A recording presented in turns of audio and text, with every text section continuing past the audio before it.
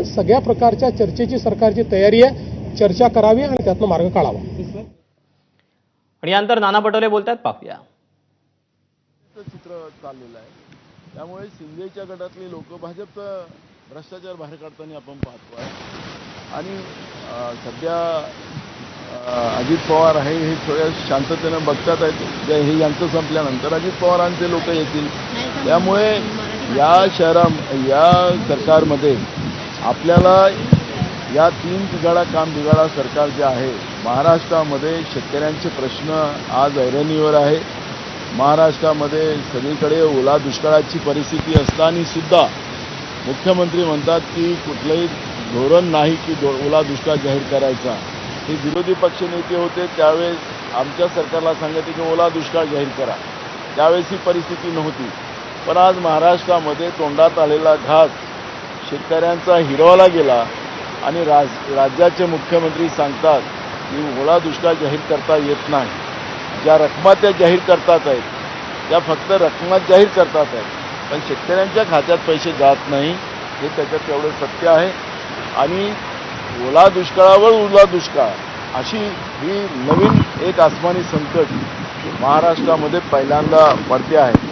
ओला दुष्काळ पहिला होऊन गेला, आता पुन्हा हा जो अवकाळी पाऊस पडतो आहे त्याच्यामुळे तोंडात आलेला घास आता शेतकऱ्याच्या हातून चालला गेला।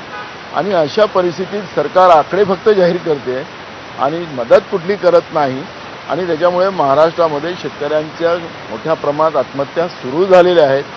आणि म्हणून हे जेव्हा विरोधी पक्षात होते हेच त्यावेळच्या सरकारच्या विरोधात पोलीस स्टेशनमध्ये गुन्हे दाखल करत होते की यांना शेतकऱ्यांच्या आत्महत्याची जबाबदारी यांच्यावर फिक्स करून यांच्यावर गुन्हे दाखल करा, ही मागणी फडणवीस आणि त्यांचे सगळे सहकारी करायचे। आता काय केलं पाहिजे ते फडणवीसांनी सांगावं। नाना बच्चू कडू देखील याच सगळ्या आंदोलन करतात आहेत। नागपूरमध्ये रेल रोको त्यांच्या कार्यकर्त्यांकडनं होतात आहे।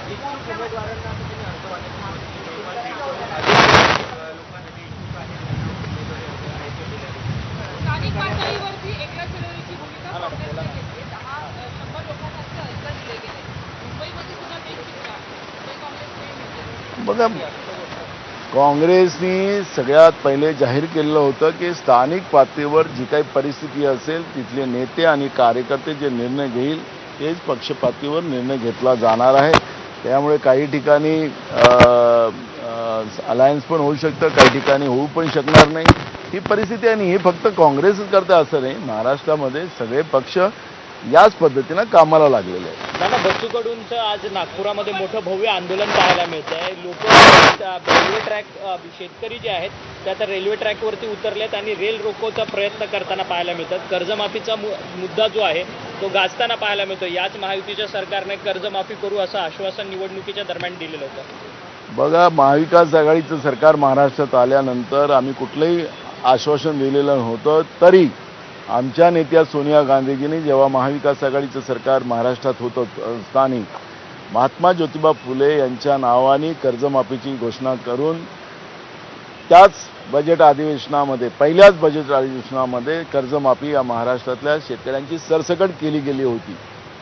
पण हे जे सरकार आहे, मग कधी अजित पवार वेगळी कहाणी सांगतात, कधी फडणवीस वेगळी कहाणी सांगतात, कधी एकनाथ शिंदे वेगळी कहाणी सांगतात आणि शेतकऱ्यांचे कर्जमाफीच्या बद्दलची सातत्याने दिशाभूल करतात आहेत। तुमच्या जाहीरनाम्यामध्ये कर्जमाफीची घोषणा तुम्ही केलेली होती। तुमचं सरकार हे बेईमानीनं आलं असेल किंवा तुम्हाला जे काही बहुमताचा तुम्ही जो जोर दाखवता आहे 500 बहुमताचा, त्या बहुमताच्या भरोशावर तुमचं सरकार आज आलेलं असेल तर या सरकारच्या ज्या काही भूमिका होत्या, तुम्ही जो जाहीरनामा दिलेला होता त्याप्रमाणे कर्जमाफी हे तुमचं पहिलं होतं।